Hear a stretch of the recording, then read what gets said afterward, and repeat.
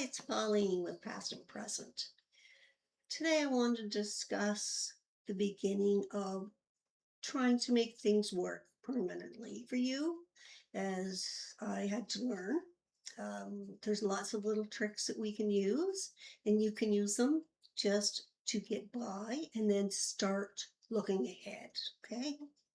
One of the things is when you have your first child, and it seems like you never get enough sleep, usually your pay is cut back a bit. And you have to say, like, how am I going to make ends meet? The one thing you want to consider is looking at your flyers and seeing what's on sale, things that you will eat, and other family members will eat. And if something's pretty much half price, it would probably save you a lot in the long run by picking up some extra groceries. And I don't mean a lot. I just mean, for example, if you go through a lot of crackers, and crackers are, $2 off from 5. Well, if you've saved $2 there, if you can find it to actually have like $6, you could pick up 2 extra boxes of crackers because they'll keep for a long time. And then you have to find a space at home to put this stuff in. And if you have some shelves or boxes that you can use, if you have a room, would be lovely. But if you don't, maybe an extra closet that you could use. When you do this every week or every 2 weeks, you're actually building up a supply for the future. In the long run, it's going to save you a lot of money down the road. Because of the costs now, I can honestly say that we saved a lot of money here this year and last. And that was by having things on sale.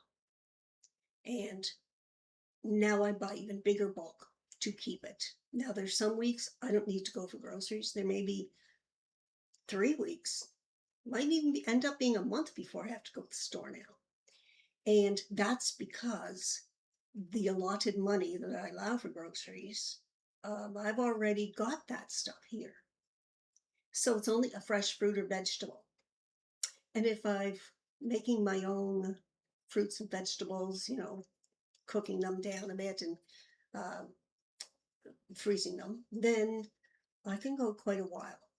We both can, because it's just my husband and I now here. So also, the supply is much larger than I have. So that if some surprise, and yes, you want to have people in for supper, there's no big rush to say, oh, I'm not going to be able to afford, I can't do this. And even if one of your kids, 2 of them, decide they want to have their friends in tonight and they want to have them for supper, and you're like, oh, geez, I don't even have anything. Like, what am I going to get? And you start worrying, or you go, well, we'll just have peanut butter and jam. Okay, first off, if you have the extra supplies, you're going to say, sure, because you know that you have extra. And when you have extra, you can share it. So it means that you can invite people in for suppers when you start building the quantity that you need. I personally buy whatever. I go up and down the aisle and I make sure if I've got $12, and I do it today, if I've got an extra $20 saved, I will go up and down the aisles, see what there is on sale. And I might buy 2 or 3 of those. And if I see something else, I may buy another 3 or 4 of those. Yes, I've used the $10 or $12, but now I have a surplus. So I know come the next month or two, I'm not going to have to buy that. And I do the same with things like peanut butter, sugar, flour, anything like that. I buy it. And usually, because they're large bags, I only buy one of those. And I usually wait unless it's a really good deal. If I can get, say, $2.50 for a regular bag of sugar, well, you know what? If it goes down to $1 on sale, I'll buy it. $1.25, I buy it. And that gives me an extra one because knowing that the prices are going to go back up more in the next little while, I prefer to buy now and have some left so I can actually save money around the grocery bill. Now, that grocery bill money that you saved is going to be put towards something else, but you're not going to have to scrounge for a meal. If your hydro goes up by another $40 or $50, your surplus in groceries is actually going to use the money to put towards a heat bill, for example. So everything that I do now, I do in the way of saving. I budget and I make sure that everything I need paid for is paid for first. And then after that, it goes into the surplus of everything. And if I have credit card bills, for example, I will pay extra.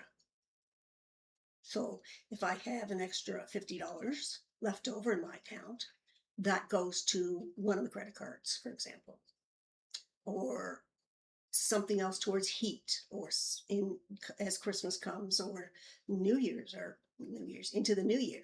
I know prices are still going to be high, so I may choose to bank that and save it for when that extra cash is needed so that they don't turn my power off. They can't take that away because I've saved money for that. So this is one of the steps that you can actually use. It's better to save if you can, and you may have to buy some airtight containers. That's the only thing.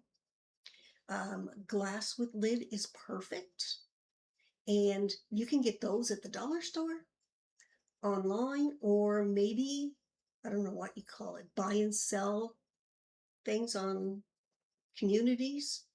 And somebody may have 6 or 7 of the glass jars on for $2 or $3. For you to pick that up, that is something that you're going to be able to use at a low price, and you're going to save the food to keep it fresh. So I hope that gives you a little insight as to where you can save a little bit of money.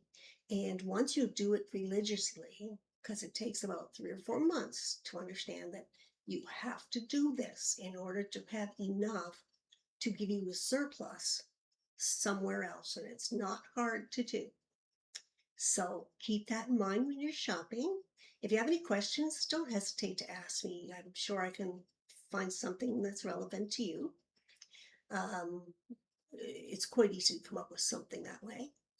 So if you like the channel and you want to subscribe to see more, please hit the like button and subscribe. And as I said, if you have any questions or you need some more ideas, you can go ahead and write me off a note.